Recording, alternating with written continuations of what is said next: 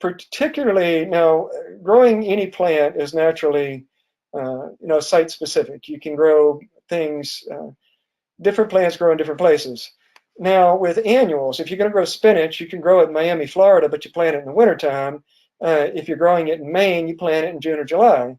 So with annuals, you can adjust the timing of your planting to basically take plants far, far away from their natural habitat. You can grow cold weather plants in very warm places in the winter, or hot weather plants in the middle of summer.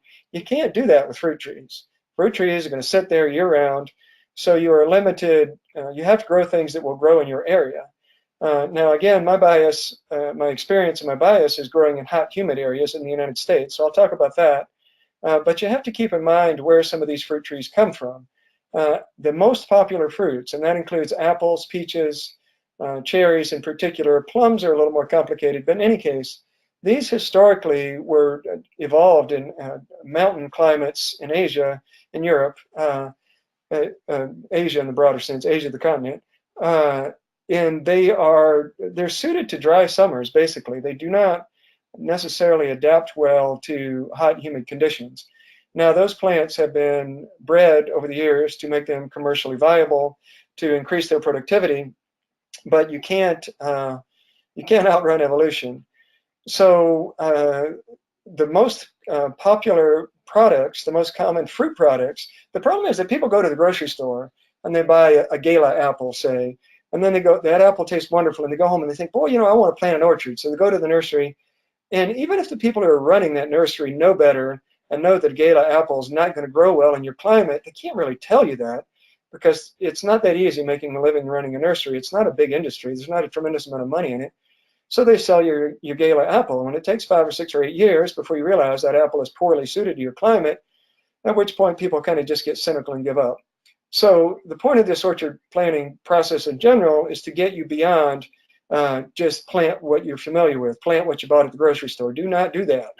And here's why. So I'll read some of what I've written here. Commercial fruit is often not well suited to home growing because it's been bred to respond to chemical sprays and intensive management. It generally has poor innate disease resistance and is attractive to insects. It has been bred to get ripe all at the same time. So commercial fruit, the stuff you buy in the grocery store, particularly apples, peaches, and cherries, the varieties are bred for chemical management. They're bred for intensive management. They're bred to all get ripe on the same day. And for the most part, these are not great fruits for hot, humid areas.